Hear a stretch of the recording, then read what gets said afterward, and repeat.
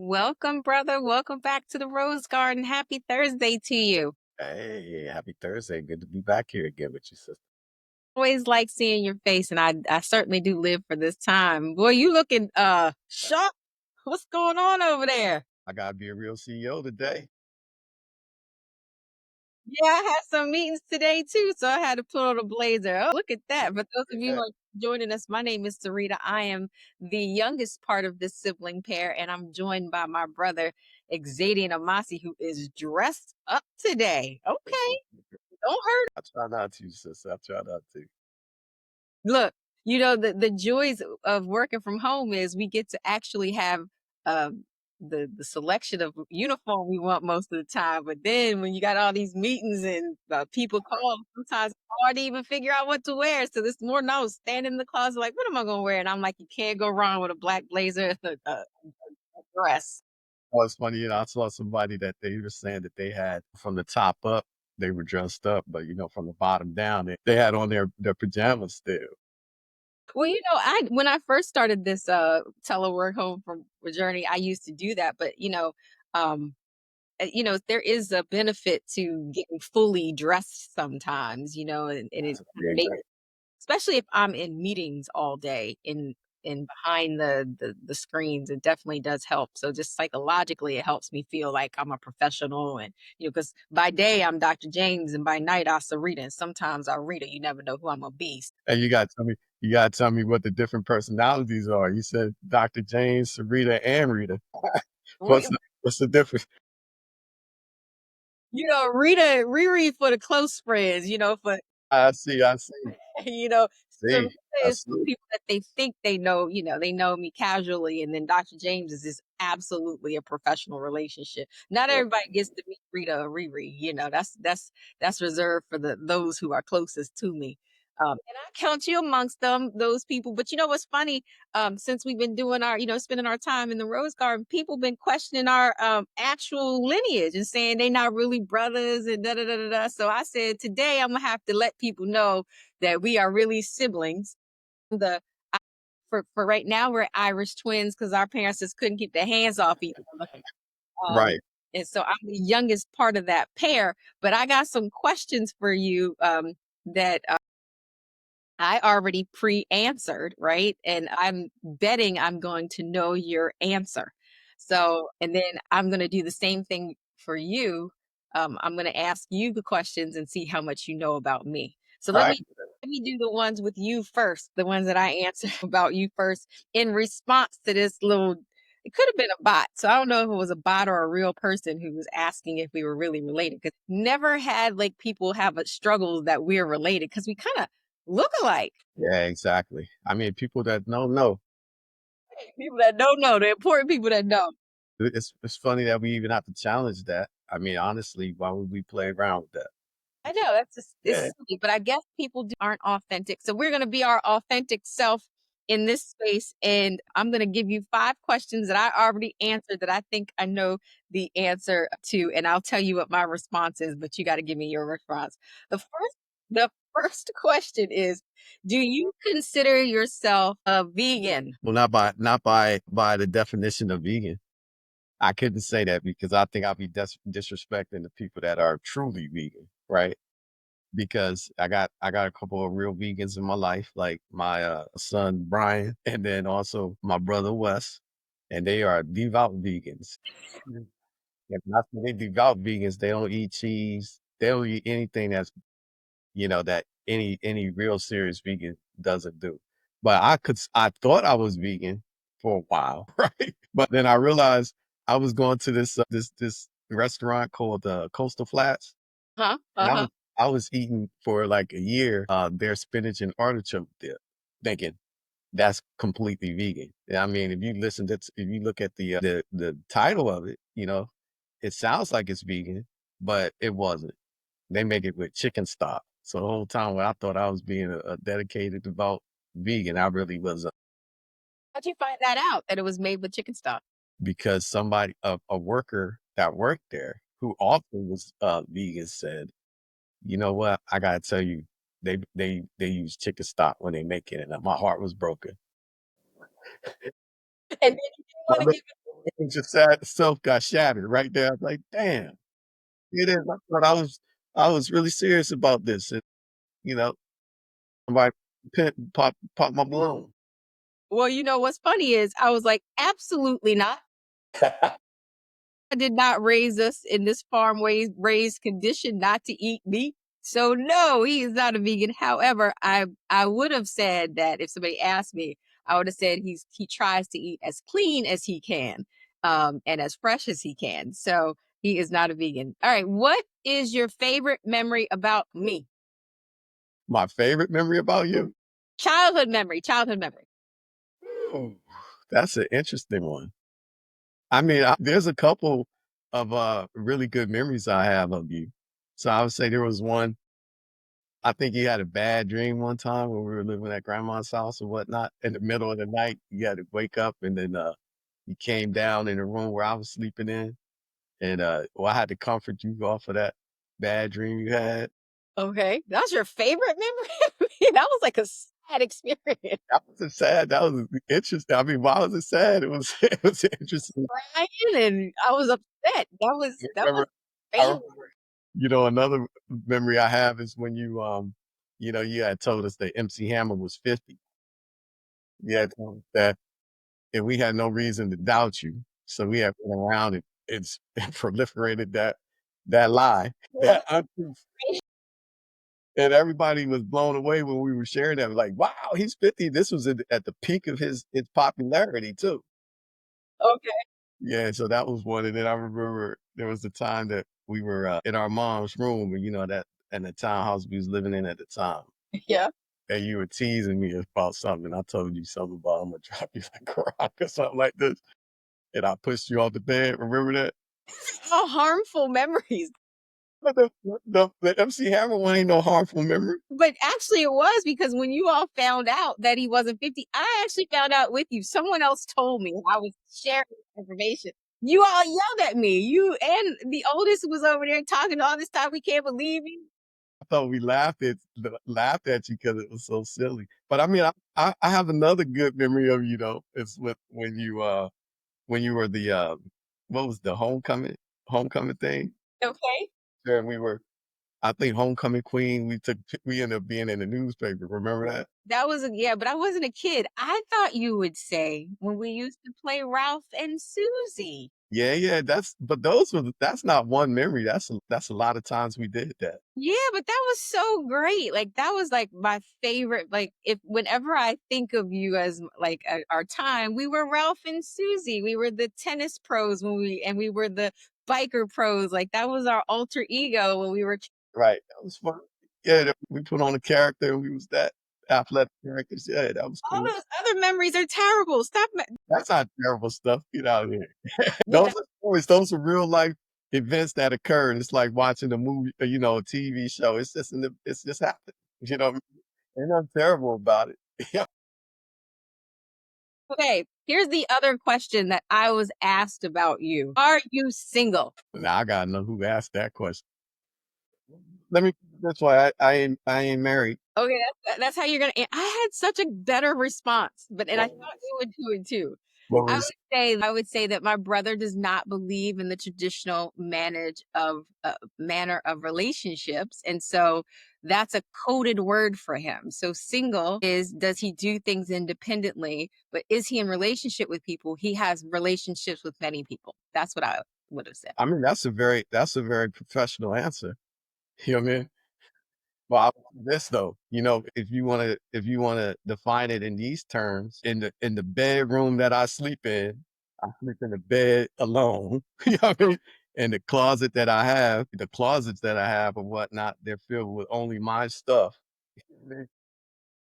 This is a very mansplained and I reject the mansplain because I'm just saying it the way it is. I struggle with the sense of saying single because I don't think that anybody is an island. I guess when I hear that, I'm relating that to a romantic sense, right? Not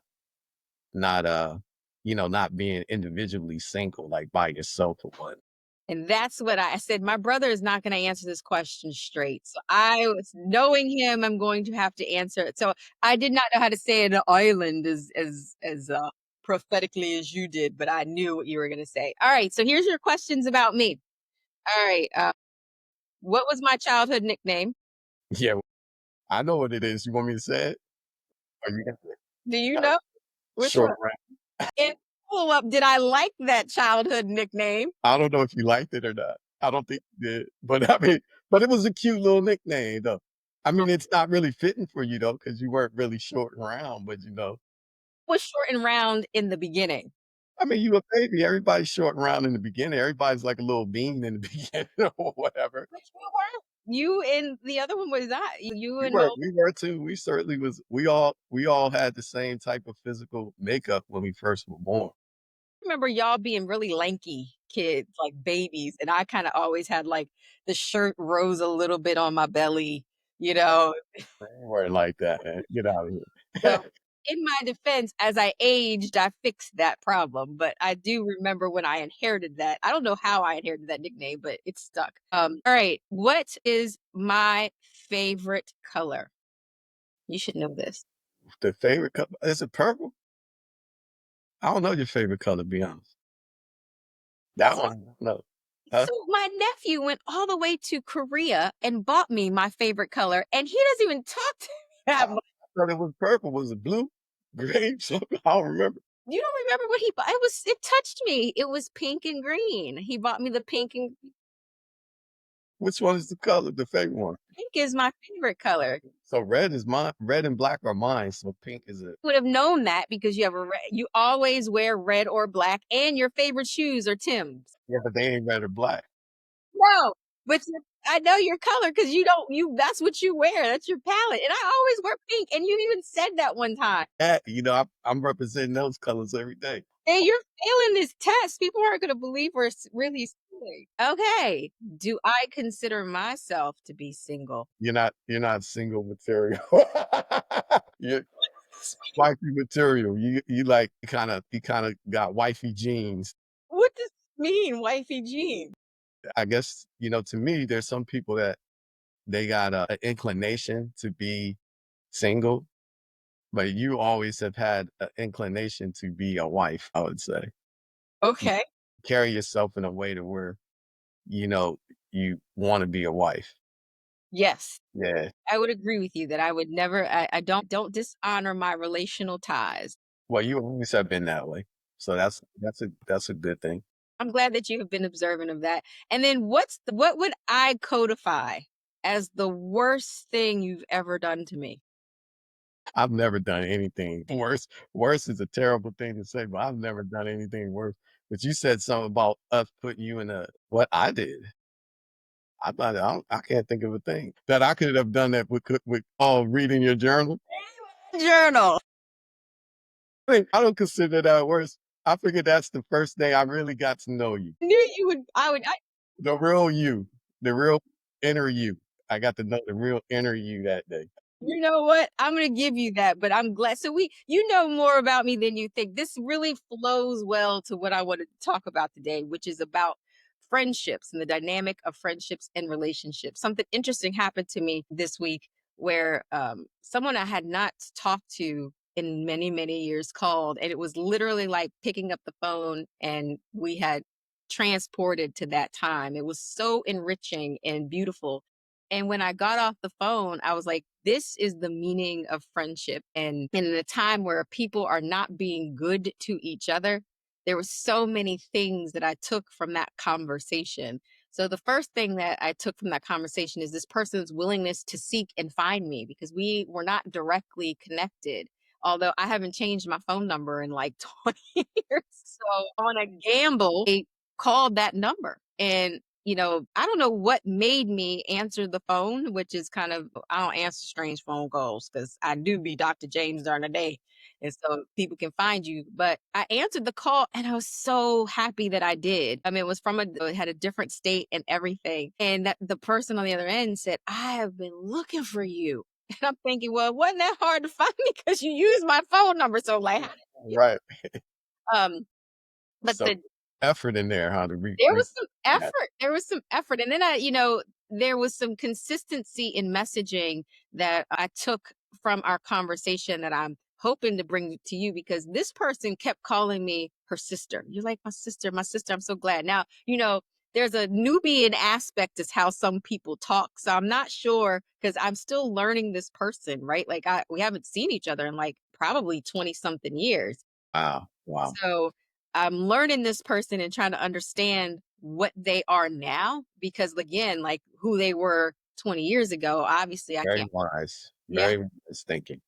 Yeah, I can't hold them to that. And I think in our exchange, she wasn't holding me to who I was at 20. So I make no judgment about her calling me sister, but I related to the term because I felt like, this is a sisterly experience because there were some good questions that were asked about like how I was doing, how my life was, a deep concern about like how my family was. She knew my siblings. She knew my goals and was happy to hear that I had reached some of those goals. So it was just a beautiful conversation. And she kept calling me her sister. And I recognized something from that conversation that you don't have to be blood related to someone to have these meaningful sibling like exchanges. And you've taught me that because so many of the people who are in your life are like brothers and family to you.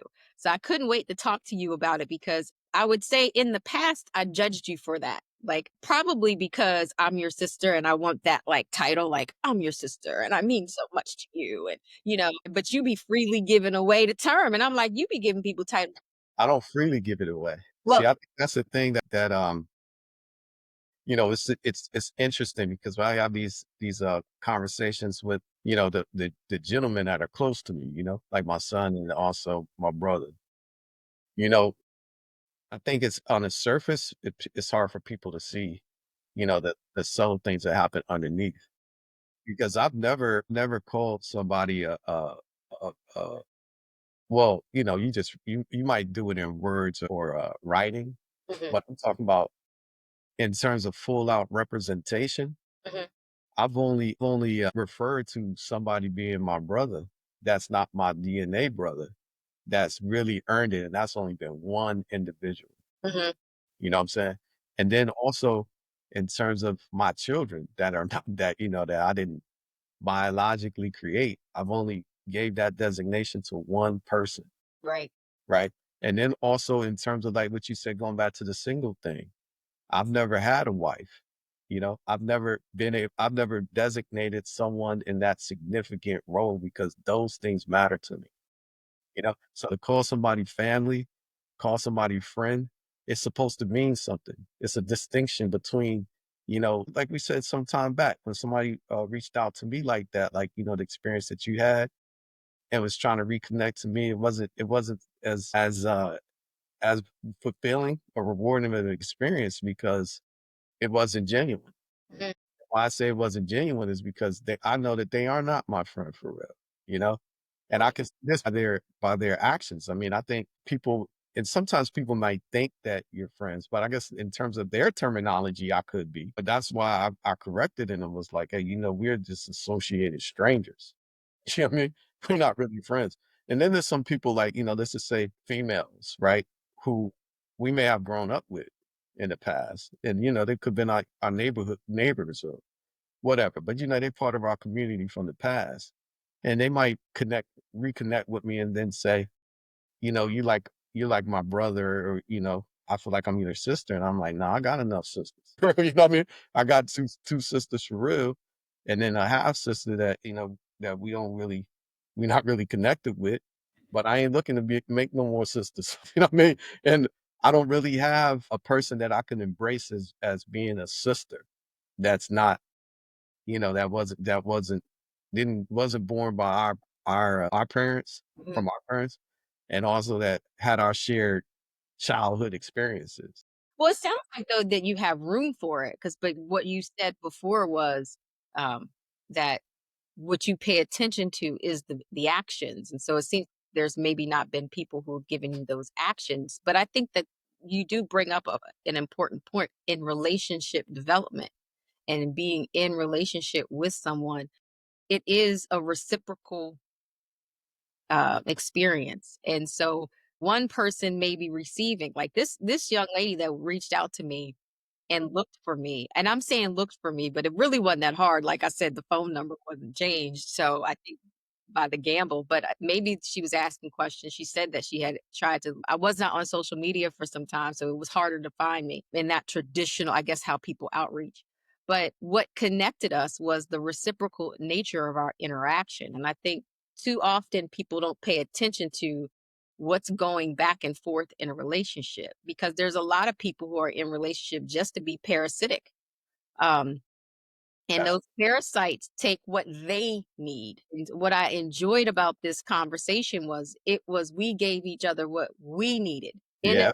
In this experience, I needed community and I needed a bigger community than what I had now and who knows me now.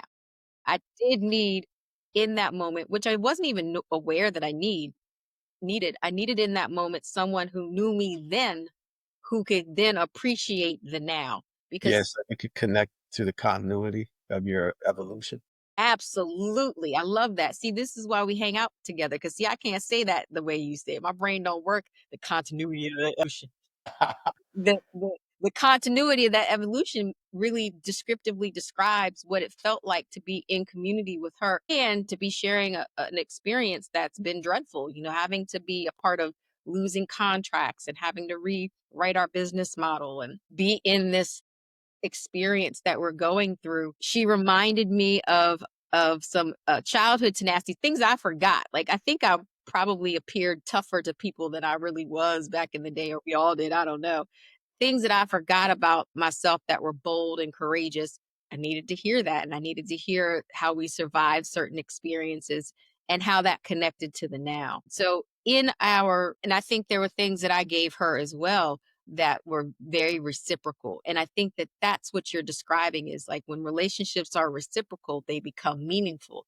I think the hard part is a lot of times we are not retracting or attracting or expecting reciprocity because truth be told we've interacted with a lot of people in our lifetime and majority of our relationships I would say are parasitic in some way, especially from like employer to employee. I think, like you said, that honestly, the reason why, these things that are actually meaningful, because when you dissect what meaning is like, valuable purpose, Mhm. right? And then, I would look at that and say, well, all relationships have the potential to be, I guess you would say, negative or positive, right? So, like, if you're a parent, it's a parasitic relationship too at first. You got something growing inside you that's feeding off of you and stuff like that as a mother. And then, you got a baby that's growing into a human that really at first is 100% dependent on you. And, over time is regaining some independence, right? Right. So I would say like you can look at that as parasitic and to in certain instances it may be, right? Right. But I do think that where it can go deeper and where the meaning actually comes in is like the underlying love that exists there, right? Or whatever the word love is really describing, the I would say the multiple emotions, thoughts, and conditions and circumstances that exist that love describes. Yes. So truth be told, though, I like what you said about the reciprocal thing because I was thinking about the anatomy of apology that you had brought up. Yes. And I was thinking that from what we had discussed was really the side of the person that was, the quote unquote villain in the situation that had caused harm, Right. what their responsibility is, right? Mhm. But then but we never did discuss the reciprocal side, which is the person who was the victim, what their responsibility is in allowing healing to happen Mm, in both sides, right? And their commitment to that relationship as well. Because you feel like the very first thing is, the black and white, right? The 0 or 1, the binary, basically, which is, do you want it or not? right. You know what I mean? Yeah, Right. it's yes or no. Do you want it or not? If you want it, then there's only one path. It's only one kind of a way to get there. If you don't want it, then no matter what happens, it ain't gonna happen, right? Right. Right. So I think we scratched the surface on that, but we didn't like give the other side of that piece. I love what you said, the reciprocal piece on this one.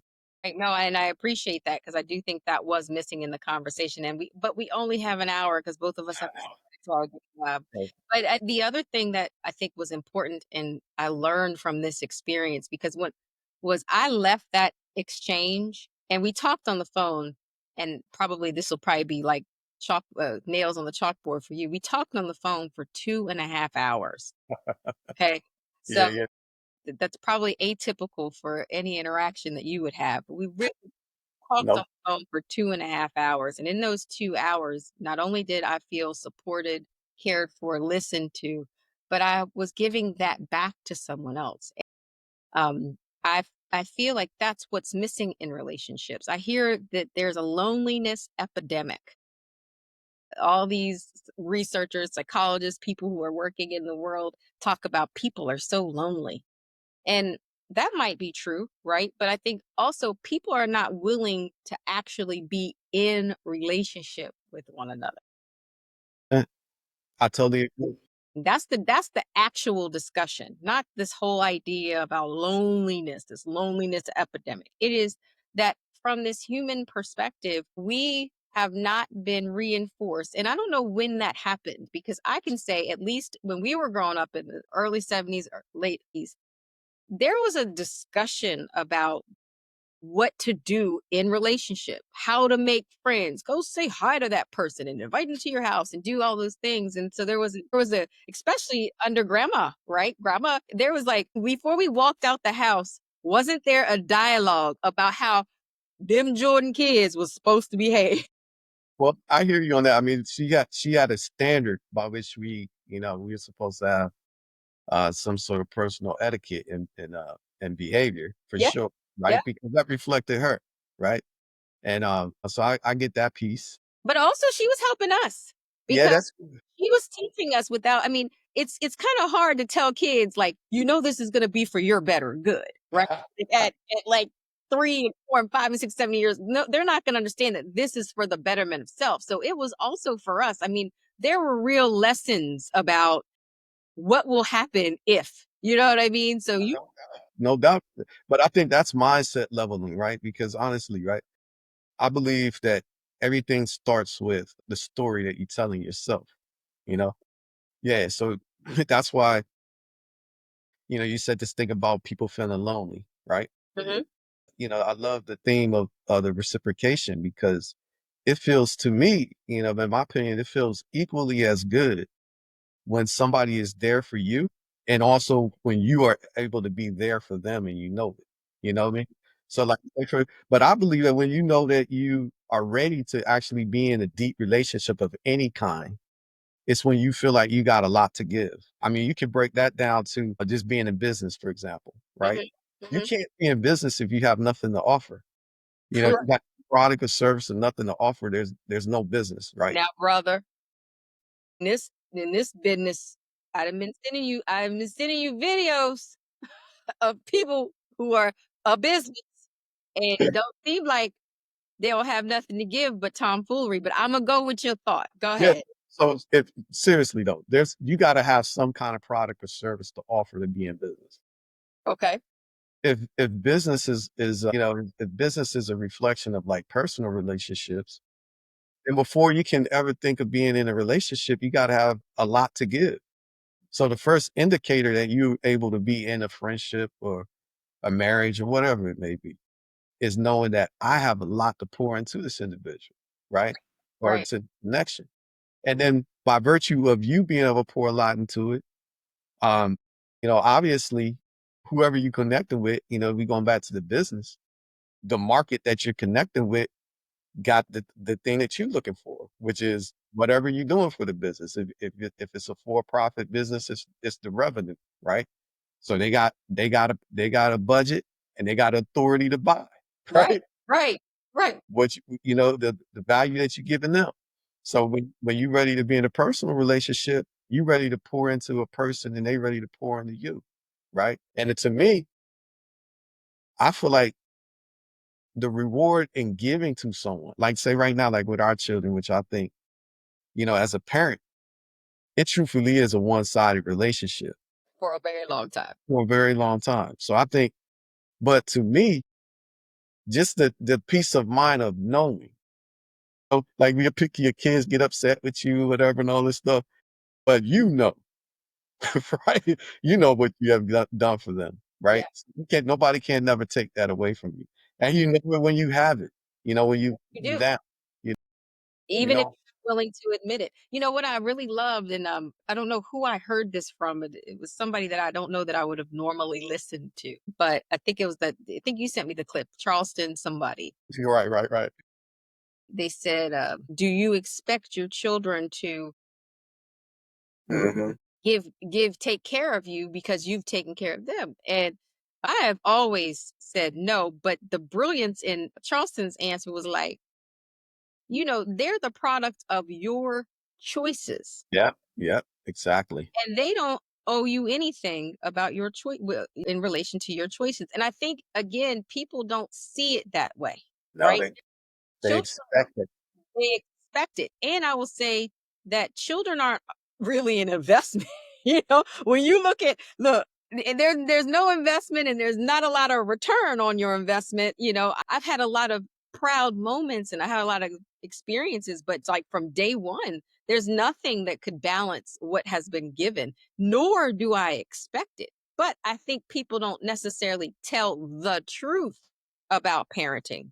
No And doubt. so when you're not telling the truth about parenting, you are able to create this almost delusional perspective around what is it means to be a parent and then what is expected of you should that child who is a product of your choices then become something that you can monetize.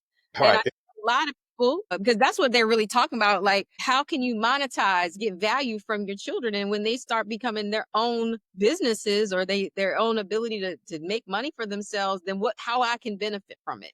And I Yeah. think that's transactional.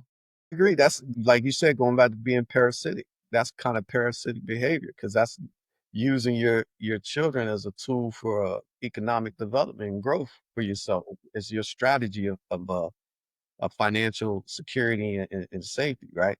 But I don't think that that has anything to do with love, right? Right. Me, like I think when you, but being a parent, I think in that role is the closest to being aligned with God, like divine ability, because you actually creating life, right? Yes. And in the creation of life, the life can take on whatever form it wants to, like it has its choice to do this or that, but you don't desperately put controls on it or, make demands of it. You just want to see it thrive and flourish, Right. right?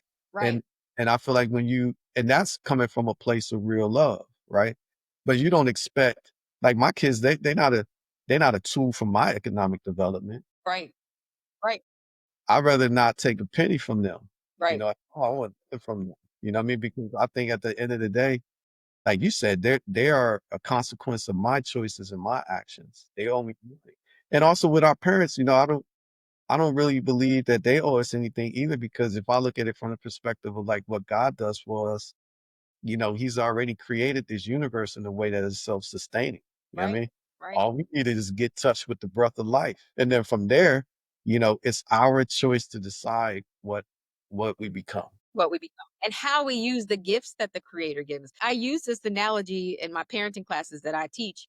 If we use that transactional approach, right, to parenting, then nothing in life would actually be sustaining reciprocal or we wouldn't really appreciate it. So like think about a gardener and how much time they spend cultivating fields. We grew up on a farm. So never did we see grandpa say, I done gave y'all this watermelon water and these fields water and that, you know, you owe me this back in return, or else I'm gonna slash and burn. Yeah, yeah. But Never did that happen. I never mean, happened. the most beautiful things happen when it's not expected, right? It's like you said, you got that phone call from somebody that reached out and you wasn't expecting that. You weren't demanding this thing of them or whatever, but they gave you a great gift and you were able to be inside of that moment and receive it and radiate it back. But I was thinking that, I had an incident when we were young, and I mean this might sound foolish, but it speaks to the same thing, right? And it was a good friend. You remember Ken from my neighborhood? do. Yeah. So he had called me one time. He had a conflict with some dude. You know, he called me. We got on like three-way with the dude. You know, we realized quickly like this got to end in physical combat. You know, I hang up the phone, and I had told the other dude, on three-way where to meet me at, right? So we could get up and get this going. And I went there by myself, right? Mm, And then when I got there, King came there. And then from there, Antoine, I think Antoine was living with us at the time, mm, right? mhm, I didn't say nothing to him about what was going on, but I think he overheard that mhm, the conflict brewing. mhm, And long story short, shortly after that, like basically like the whole neighborhood was there, you know? mhm, All of this stuff I didn't expect was going to happen, you mhm, know? mhm. But I guess by that show of presence and force, like the other side, if they did appear, they definitely didn't show themselves, you Right. know? So I felt like that was an interesting experience, right? Because in that situation, I saw, just the manifestation of what the feelings that people had for each other in the sense of ensuring each other's safety Mhm. and be willing to do for one another. And I just like the way people show up without the expectation of it. You know how you think before someone reached out to you and they said, no is an acceptable answer. It's an acceptable answer. I'm gonna ask you for something, but it's okay if they know. Acceptable, and we have to, in relationship, be able to do that. Now, I do have to say, I got a call. I love that was a really good analogy, brilliant story, but I think it also highlights, which is a conversation for another time, just how primitive we are in childhood, where we gave ourselves two solutions to that. Now, I say so it either's gonna have to end in physical. The conversation didn't work, so then the physical was the Right, right. and then with physical, I needed more people. I think we do need to dive into that. I didn't go there with the thought process of I need more people. I I went there. hear you, but So, that was the net effect of it. That was the kind of net effect, and so I bring that up because there are still, we're middle-aged people, you know, right, so middle-aged people are still problem solving in that very adolescent way. And I bring that up because, again, people are talking about all these relational, interpersonal challenges, which I do think we're having interpersonal challenges, but I think it's a sum of what we're also putting out into the world and what we're accepting as appropriate ways to display what it means to be man, what it means to be.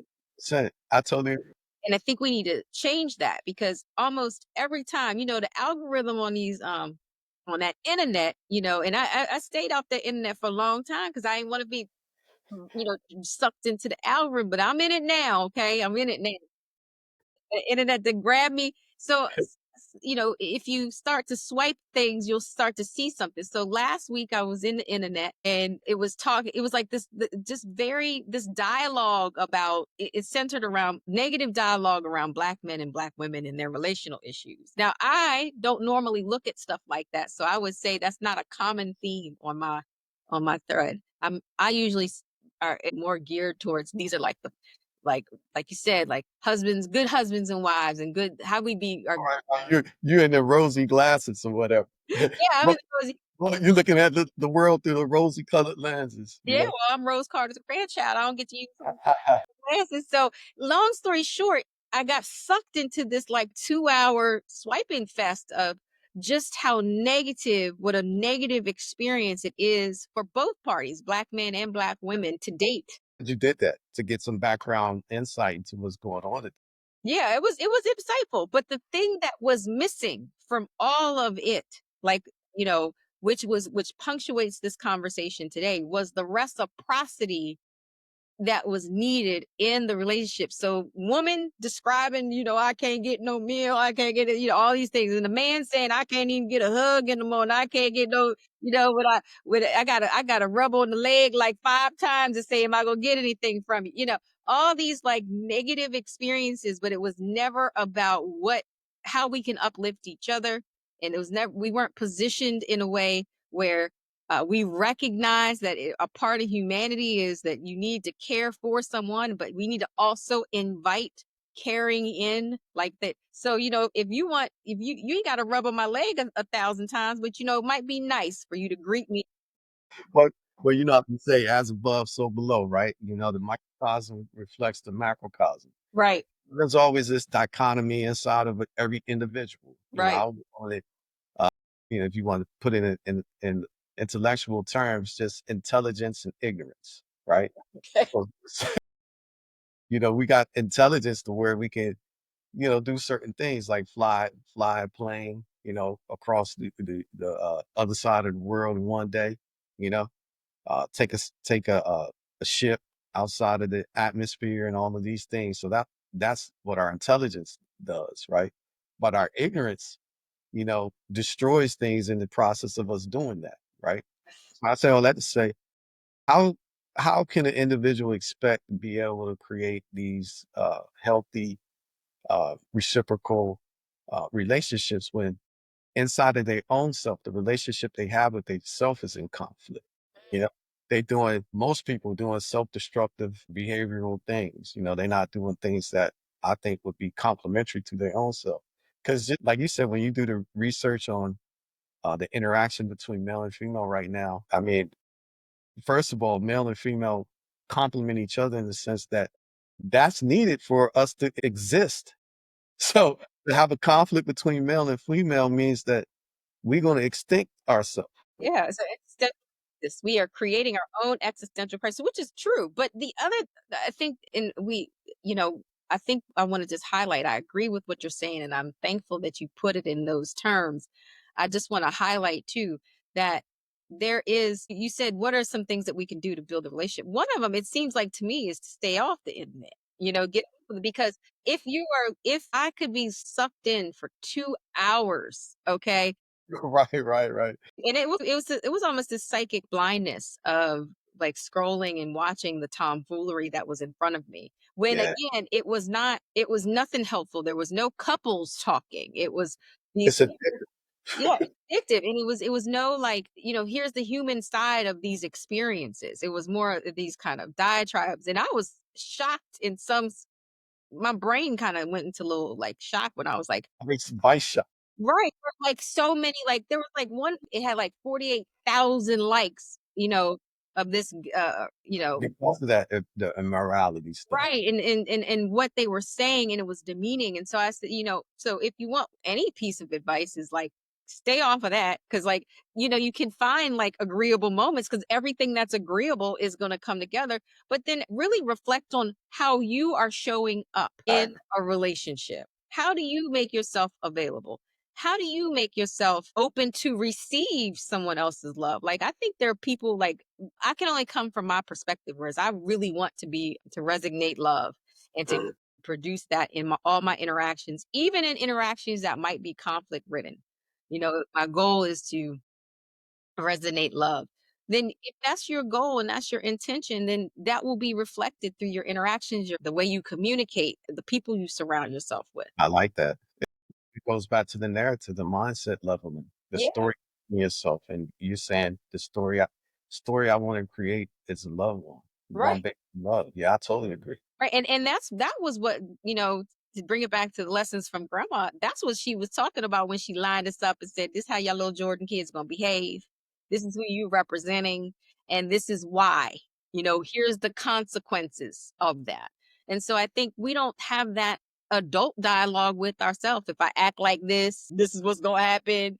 We just impulsively behave and believe that everybody is supposed to adapt around you. Now, I do understand that we're in this kind of nature versus nurture experience. And when we have such public models of people behaving and interacting badly, it's much more difficult to Yeah, manage yourself.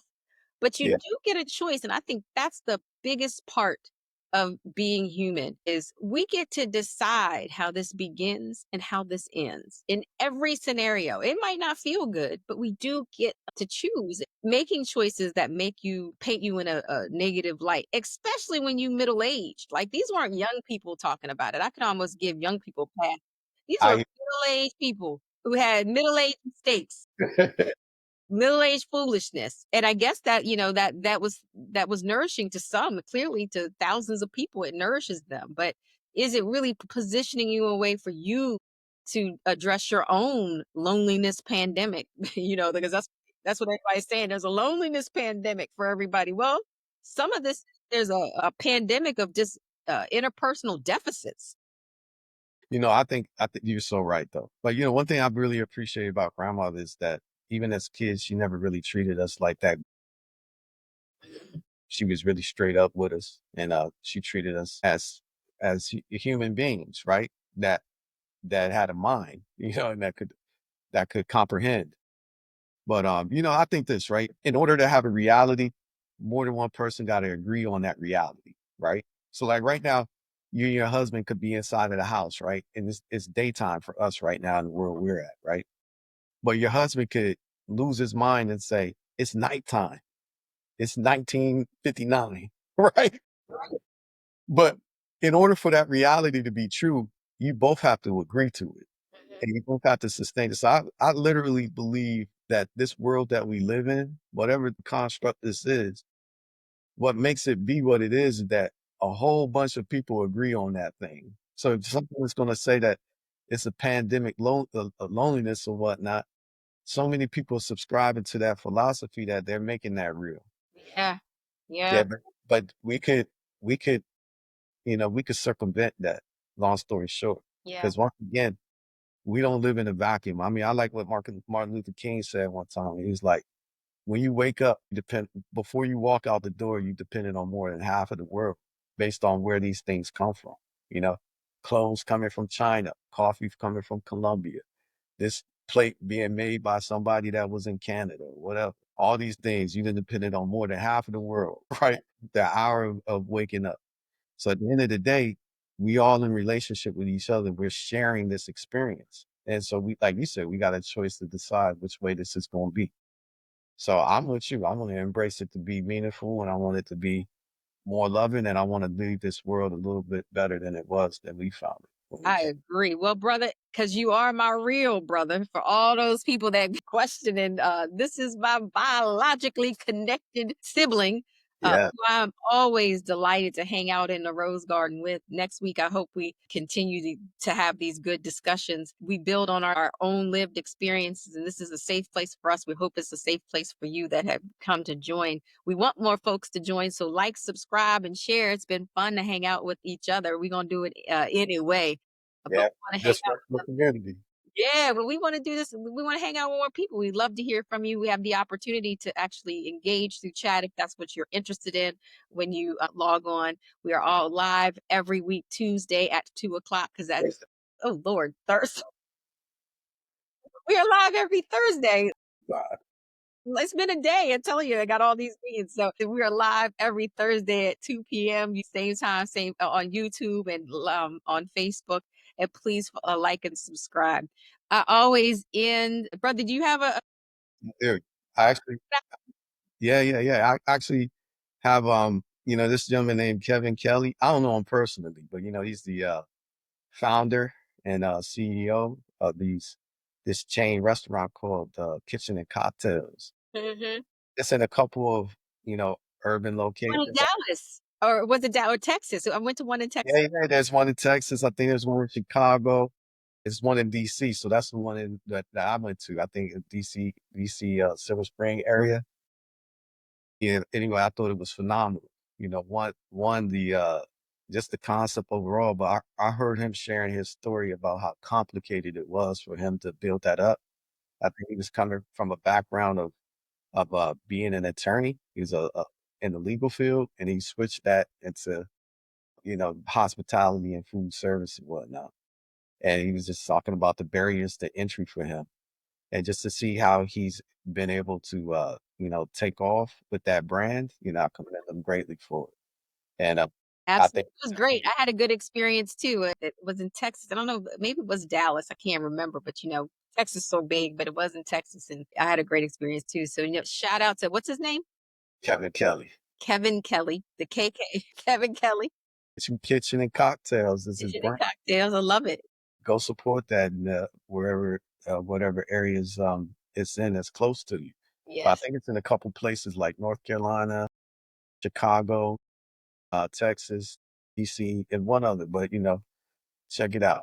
Check it out. All right. Give me some feedback on it too once you do it.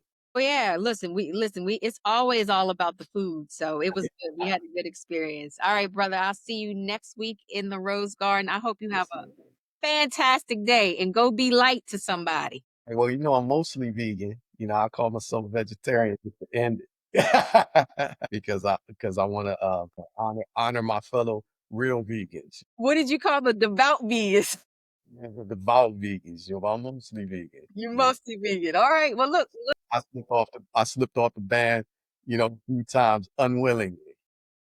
listen, them folks want to know who you are. So, they got all these extra questions for you out there. You keep slaying them. Look, nobody asked me no questions. They just want to ask all the questions about the brother. They can continue to do so. I'm off limits. Go. All right. All right. All right. I'll see you All next right. week, brother. Have a good day then.